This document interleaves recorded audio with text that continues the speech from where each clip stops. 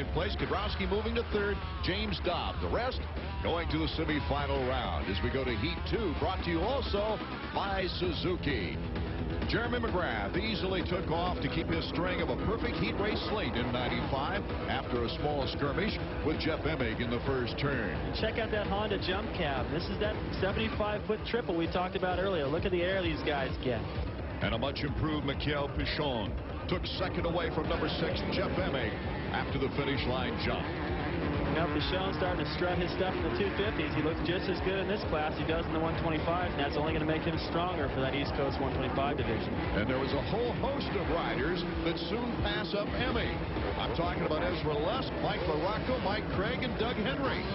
You got a glimpse back there of Mike LaRocco getting shoved off the racetrack into the mechanics area. More problems for him continuing the heat races.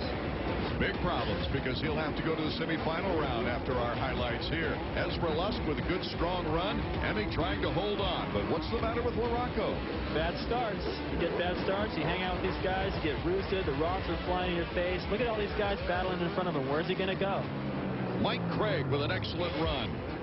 Battling with Jeff Emig in heat number 2. See there, LaRocco makes a pretty good move on Emig, but it's not going to be enough. He's going to have to go to the semi, and that's going to mean poor starting position for the main event. And what I mean by that is that you got the winners from the heat races with first pick to the gate for the main event. So when you got LaRocco coming out of the semi, all the good spots are taken, and since his starts are a problem, his problems are even worse for the main event. LaRocco, Emig, Albertine, and Henry were forced to go to the semifinal round out of this group. Well, Art, that's bad news for all the privateers who normally go to the semis in hopes to make the main event. And look at what happens to LaRocco. No rhythm at all through the bumps, and a last-ditch effort to make it out of the heat race. He goes down again. He's going to be a tired puppy by that time the main event rolls around. Wasn't much of a surprise for number 1 winning heat number 2, but Michael Pichon, that was the big surprise. Number 101 taking second spot and getting the immediate transfer to the main event. Joined by Lusk and Craig as we go to the semifinal round number 1. Brought to you by Honda. These riders headed by Steve Lamson, who had his problems during the heat race, and we go right to the helmet cam.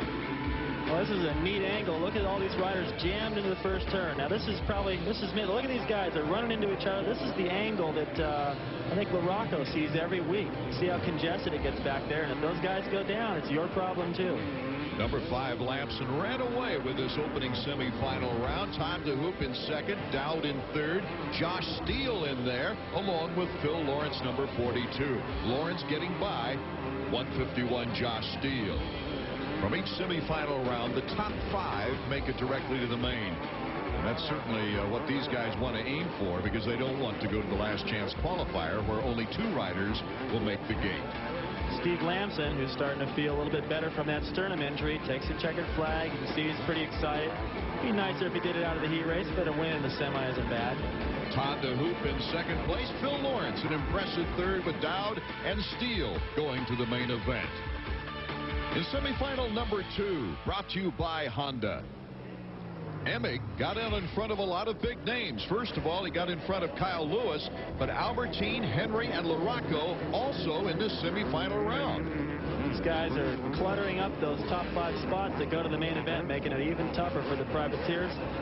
He's feeling a little bit stronger from that shoulder injury, but not strong enough to hold off a charging Doug Henry in this semi number 2. Doug Henry made 2 passes in the last few laps to win this semifinal round, and here LaRocco gets around Albertine. And check this out. Going for the win on the last lap, Henry cases the triple, cuts across the track in front of Emig, leaves him nowhere to go, and wins semi number 2. Doug Henry, an impressive performance in the second semifinal round with the checkered flag. And looked very disappointed, Mike LaRocco, but he will be going to the main event. Henry, Emig, LaRocco, Albertine, and Brown, the rest to the last chance qualifier, which was taken by Tim Ferry, a 125 rider. Buddy Antonez, the last position on the gate. Parade lap live with the 250s, and we'll be back to see if Larry Ward can hold back Jeremy McGrath. As we take you back to 1990 in the Kingdom, leading the race, Jeff Matasevich, but a youngster right behind him, the local favorite, Larry Ward. I remember this race well, Art. I wasn't there, but I heard a lot about it. These guys had this knockdown drag out, block each other, hate each other afterwards type race. You'll see right here, Matasevich cuts in front of Larry. They've got a big lead over third, so they can afford to get out there and mess around with each other. And watch what happens here. Larry's looking over. He's trying to block him. Matasevich cuts all the way across his leg, doesn't want to take it anymore, runs him into the hay bales. And I think Larry Ward kept his cool a little bit more, and he went on to win the race. It was a great battle. Larry Ward was the rising star in Supercross with his victory in Seattle. But then, no podium finishes in 91, one podium in 92, no factory ride in 93. So 1995 for Larry Ward is truly the dawn of a new era. Larry Ward returning to the prominence that was once his. Taking a non-factory bike to 5 podiums in 5 races this year has him remembering and appreciating the glories of the past. I do work extra hard. I have been working extra hard. I'm 24 years old, and you know, I'm a little more serious. I know for a fact this is what I want to do. It's what I love to do. It's actually fun coming to the races. There's a lot of people that I would never get to meet unless I was a racer, and you make a lot of good friends. Everyone keeps saying, man, you're getting thirds, and I keep telling him Lanson's not out there. When he comes back, I might be fourth. He's doing good. Hanging in there tough, beating on the factory guys. His family's influence will always be remembered, but the positive atmosphere of Clark Jones and his family has led to new motivation. They have 2 beautiful little girls and a little son. You know, I babysit for them sometimes. It just, you know, it's a good family atmosphere, and it's a positive atmosphere for me to be around all the time. We have to keep him up and keep his confidence high. So what we do is try to keep him pumped during the week. This week it was raining really hard one day, and I said, well, maybe I won't go riding today. He says, no, you'll go riding today. So he pushes me quite a bit. To those within earshot, Larry Ward even approaches race day practice differently. I'm going to ride out there, go slow the first lap, and then go for it. Jump everything on the second lap and ride practice pretty much as fast as I can at about 85%. Doing all the obstacles, break a good sweat. My bike's running awesome, I can tell already. Just a little ready. That jetting's good. The bike runs good, I'm just letting the squids get out of my way. Seems like I'm a little older because I did start riding professional when I was 17 years old, and so I have been out there a long time, but you know, I hope I'm what they call a late bloomer. I'm getting stronger now and a little faster now, and I'm a lot smarter than I was a couple years ago, I know that. Passing factory teams on the track doesn't always make for the best of social friends, but number 11 is hoping what he's doing on a stock bike gives him one more shot. I'd like to definitely get another factory ride, give it one more shot, hopefully get with whoever I get a factory ride with this next year, continue out my career with them, and whenever they're done with me, then I go ahead and retire. I don't really ever want to retire, though. I want to try to keep a factory ride and ride till I'm 35, 36 years old. I feel like I get stronger every year, and if I keep getting stronger, maybe by the time I'm 35, I'll win a championship. Well, by that time, David, Jeremy McGrath will be retired. That's right. It will be easier. You know, by that time, though, Art, my son will be hot. A lot of sons will be, probably, as you look forward to the future. The 250s now, you see Tim Ferry, a young 125 rider, shaking the goggles out. Rick Johnson, this was his domain. It was. You know, these guys are all very aggressive, and they rode well in the ruts. This place is notorious for having deep ruts because of all that loose soil. And very rocky soil. You might remember last year, Jeremy McGrath, a flat tire took him down to 3rd. A flat tire took Larry Ward here in Seattle from 4th to 5th. But right now, it's a brand new year and some new soil down, we hope. Well, you can see all the rocks there, and all eyes are on Larry Ward right now. He needs a hole shot like last week, put some distance on McGrath, and hopefully hang on here. They're off. Good start by number 24, the Suzuki. Ezra Lusk got the whole shot. McGrath, Hemming, Ward, LaRocco, they're all in good shape. A good clean start. A good clean start. You can see a big jam there in the back, and McGrath is poised and ready to do battle and move to the front as quick as he can while LaRocco's still buried in the pack. Well, the scene is set now for great competition out front as Jeremy McGrath, as usual, wasting no time, cuts inside of Ezra Lusk and takes over the lead before the green flag is seen at the end of the first lap. McGrath so quick to go to the front. You know, he doesn't give these guys a chance. Right now, though, the thing you got to remember is you see him getting all that air time off that triple as McGrath has a cold. If he gets out front, you notice Larry Ward and LaRocco both got decent starts. Possibly they can wear him down. That was a great view from our Honda jump cam as we see Mike LaRocco boxing out. Does a nice job on Hemming. Way to go, Mike. You know, he's not aggressive enough in that beginning of the race. He's starting to learn his lesson. He's getting aggressive. He's making those passes now when it counts so he can set sights on the leader. So hopefully he won't be too far away by the time he gets into his rhythm. Ezra Lusk not letting Jeremy McGrath get too far out in front, even though Jeremy's starting to pour it on. McGrath our leader, Lusk, and then Larry Ward. A little gap, and then Mike LaRocco coming up. Well, you can see how far it is back to Mike LaRocco already. And even if he was the same exact speed as Jeremy McGrath, he's still got to pass all these riders, and then that would still leave him that far behind. He's got to be faster than Jeremy McGrath if he wants to win a race. I like the timing of Larry Ward. Yeah, he looks good. You know, he's a little taller than these guys. He rides well in the soil. And another good shot from that jump cam. These guys are flying 75, 80 feet. That's amazing. You can imagine how bad it hurts when they come up short. Ward is starting to put pressure on Ezra Lusk, number 24, in second place. This is our 250 main event from Seattle's Kingdome. The 4th race of the year.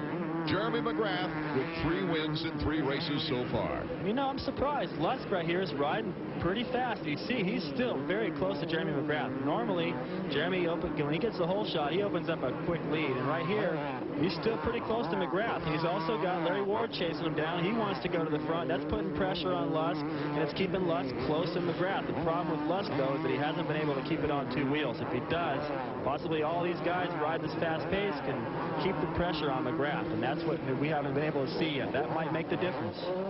Lusk is doing all right on the straightaways, and as we see here on the jumps, it's been in the corners that he's lost a little bit of time. Let's see how he gets through the whoops in this timing section. Lusk in trouble. Larry Ward takes over second place. You can see how excited the fans are. They're all reacting to that. Now, Lusk has got more problems with LaRocco. Now he's going to have to start riding defensive as he's taking another look back at what he did. He didn't make it all the way over that jump. He got off balance, and he was lucky to stay on the racetrack right there. He could have lost a lot more time.